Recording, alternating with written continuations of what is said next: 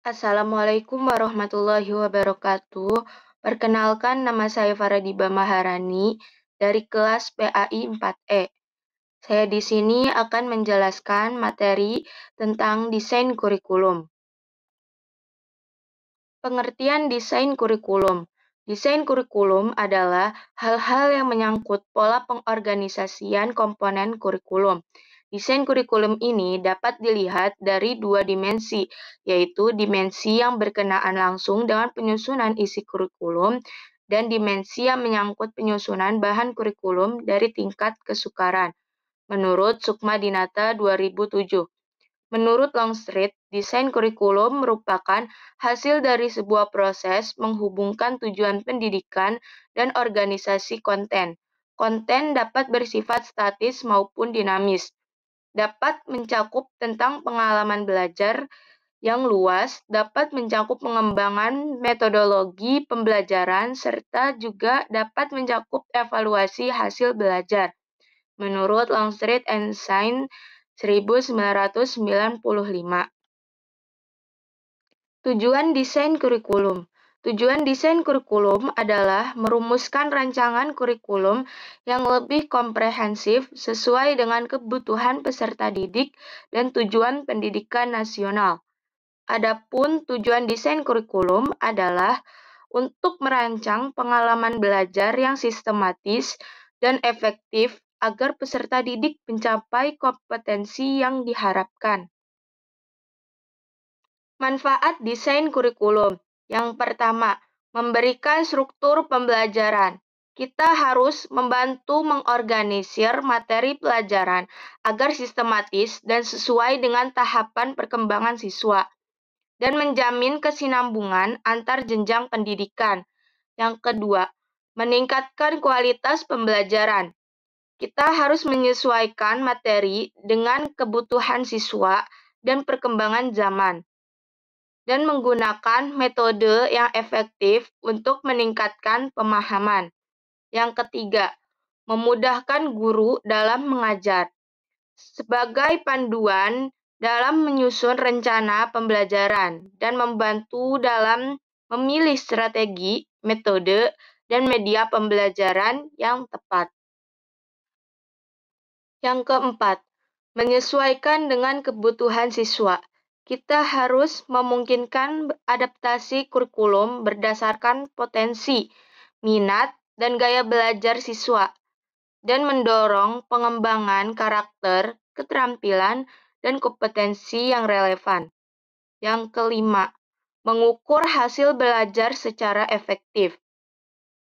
Menyediakan indikator penilaian yang jelas dan membantu mengevaluasi efektivitas metode pembelajaran yang digunakan.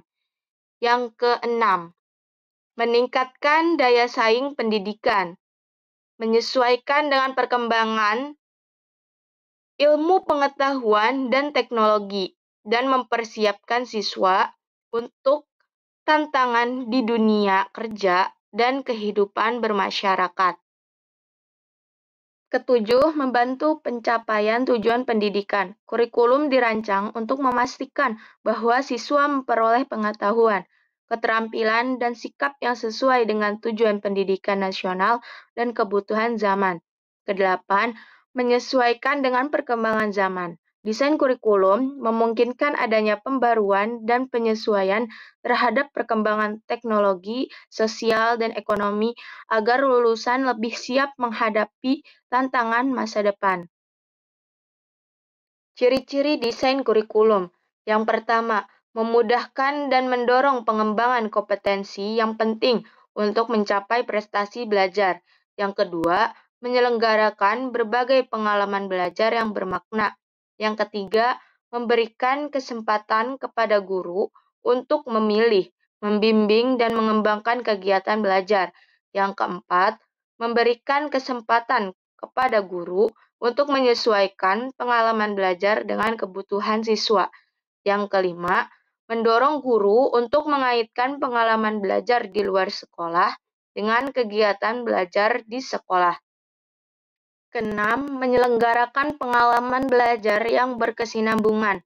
Ketujuh, membantu siswa mengembangkan watak kepribadian, pengalaman, dan nilai-nilai demokrasi. Kedelapan, realistis, layak, dan dapat diterima. Macam-macam desain kurikulum. Yang pertama, kurikulum berbasis mata pelajaran. Pengertiannya adalah kurikulum ini disusun berdasarkan mata pelajaran yang terpisah satu sama lain. Setiap mata pelajaran memiliki tujuan, materi, dan evaluasi sendiri. Contohnya, kurikulum 1994 di Indonesia, di mana setiap mata pelajaran diajarkan secara terpisah seperti matematika, bahasa Indonesia, IPA, IPS, tanpa integrasi antar mata pelajaran. Yang kedua, kurikulum berbasis kompetensi.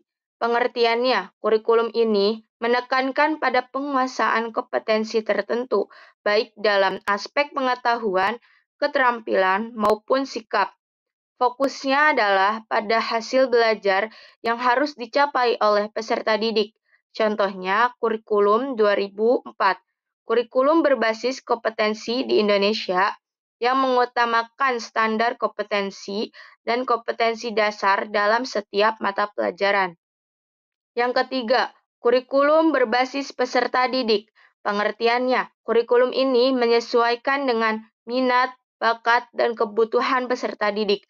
Siswa memiliki kebebasan dalam memilih dan mengembangkan pembelajaran mereka sendiri. Contohnya, model pembelajaran Montessori, di mana siswa bebas memilih aktivitas belajar sesuai dengan minat mereka. Yang keempat, kurikulum terpusat. Pengertiannya, kurikulum ini dibuat oleh pemerintah pusat dan diterapkan secara seragam di seluruh wilayah tanpa banyak fleksibilitas. Contohnya, kurikulum 2013 di Indonesia yang ditetapkan oleh Kementerian Pendidikan dan digunakan secara nasional dengan standar yang sama di seluruh sekolah. Yang kelima, kurikulum terpadu. Pengertiannya, kurikulum ini mengintegrasikan berbagai mata pelajaran sehingga pembelajaran menjadi lebih holistik dan kontekstual. Contohnya, pendekatan tematik pada jenjang SD, di mana satu tema menghubungkan berbagai mata pelajaran seperti bahasa Indonesia, IPA, dan IPS dalam satu pembelajaran. Sifat-sifat desain kurikulum. Yang pertama, berorientasi pada tujuan. Penjelasannya, kurikulum disusun berdasarkan tujuan pendidikan yang ingin dicapai, baik tujuan umum, khusus, maupun operasional. Setiap komponen kurikulum seperti materi, strategi pembelajaran, dan evaluasi diarahkan untuk mencapai tujuan tersebut. Contohnya, kurikulum berbasis kompetensi yang menargetkan penguasaan keterampilan tertentu pada siswa. Yang kedua, fleksibilitas. Penjelasannya, kurikulum harus dapat menyesuaikan dengan perkembangan zaman, kebutuhan peserta didik, serta kondisi sosial dan budaya. Fleksibilitas ini memungkinkan kurikulum untuk diadaptasi sesuai dengan kebutuhan daerah atau sekolah tertentu. Contohnya, kurikulum merdeka yang memberi kebebasan kepada sekolah dan siswa dalam memilih mata pelajaran atau metode pembelajaran yang sesuai. Yang ketiga, berpusat pada peserta didik. Penjelasannya, kurikulum dirancang dengan mempertimbangkan kebutuhan, minat, bakat, dan gaya belajar peserta didik. Hal ini bertujuan agar pembelajaran lebih efektif dan bermakna bagi siswa. Contohnya, model pembelajaran Montessori yang memberikan kebebasan bagi anak untuk memilih kegiatan belajar mereka sendiri. Yang keempat, holistik dan terintegrasi. Penjelasannya, kurikulum tidak hanya berfokus pada aspek kognitif atau pengetahuan, tetapi juga mengembangkan keterampilan, sikap, dan karakter peserta didik secara menyeluruh. Selain itu, mata pelajaran dapat diintegrasikan agar pembelajaran lebih kontekstual. Contohnya, pendekatan sains, teknologi, engineering, and matematik yang menghubungkan ilmu pengetahuan, teknologi, teknik, dan matematika dalam satu proses pembelajaran. Yang kelima, dinamis dan adaptif. Penjelasannya, kurikulum harus selalu berkembang sesuai dengan kemajuan ilmu pengetahuan, teknologi, dan tuntutan masyarakat.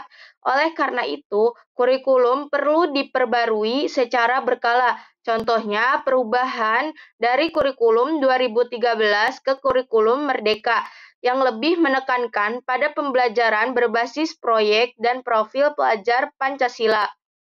Yang keenam, berorientasi pada evaluasi. Penjelasannya, kurikulum harus mencakup sistem evaluasi yang jelas untuk mengukur efektivitas pembelajaran dan ketercapaian tujuan pendidikan. Evaluasi ini bisa berbentuk tes, portofolio, observasi, atau proyek. Contohnya, asesmen formatif dan sumatif dalam pembelajaran untuk menilai pemahaman siswa secara berkelanjutan.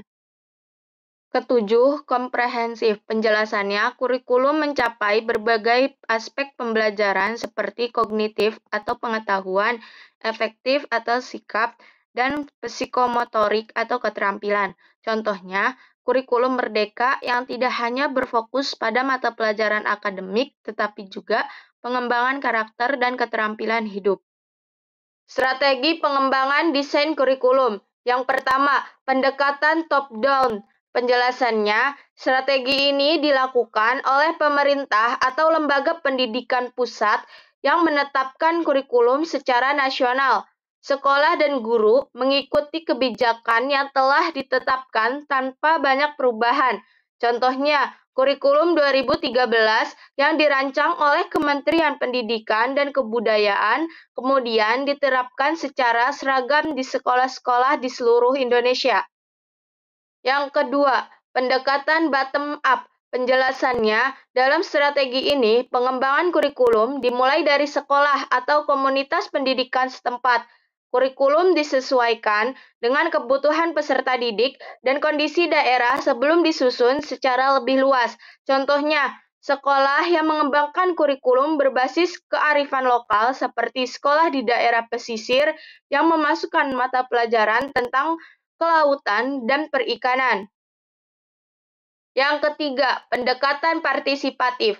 Penjelasannya, strategi ini melibatkan berbagai pihak dalam pengembangan kurikulum seperti pemerintah, guru, siswa, orang tua, dan masyarakat. Dengan demikian, kurikulum yang dihasilkan lebih sesuai dengan kebutuhan nyata. Contohnya, penyusunan kurikulum Merdeka yang melibatkan berbagai pihak dalam perancangannya untuk memberikan fleksibilitas dalam pembelajaran. Yang keempat, pendekatan berbasis kompetensi. Penjelasannya, strategi ini menekankan pada pencapaian kompetensi tertentu yang harus dikuasai peserta didik. Kurikulum difokuskan pada hasil belajar yang mencakup aspek pengetahuan, keterampilan, dan sikap. Contohnya, kurikulum berbasis kompetensi yang diterapkan di Indonesia pada tahun 2004 yang mengutamakan kompetensi dasar dalam setiap mata pelajaran. Yang kelima, pendekatan tematik dan interdisipliner. Penjelasannya, strategi ini mengintegrasikan beberapa mata pelajaran ke dalam satu tema atau topik tertentu. Tujuannya adalah untuk memberikan pengalaman belajar yang lebih holistik dan bermakna bagi siswa. Contohnya, pembelajaran tematik di tingkat SD, di mana satu tema, misalnya lingkungan, digunakan untuk mengajarkan berbagai mata pelajaran seperti IPA, IPS, dan Bahasa Indonesia secara terpadu. Yang keenam, pendekatan berbasis teknologi. Penjelasannya, dalam strategi ini, pengembangan kurikulum memanfaatkan teknologi digital untuk meningkatkan efektivitas pembelajaran. Kurikulum dirancang agar dapat diterapkan dalam pembelajaran daring atau berbasis teknologi. Contohnya, penggunaan e-learning dalam kurikulum yang memungkinkan siswa belajar melalui platform digital seperti Google Classroom. Yang ketujuh, pendekatan evaluatif dan adaptif. Penjelasannya, kurikulum dikembangkan dengan mempertimbangkan hasil evaluasi dari kurikulum sebelumnya. Jika ada kelemahan atau ketidaksesuaian dengan kebutuhan zaman, maka kurikulum diperbaiki dan disesuaikan kembali. Contohnya, pergantian kurikulum 2013 ke kurikulum Merdeka untuk memberikan fleksibilitas yang lebih besar bagi sekolah dan siswa dalam proses pembelajaran. Cukup sekian dari saya penjelasannya. Wassalamualaikum warahmatullahi wabarakatuh.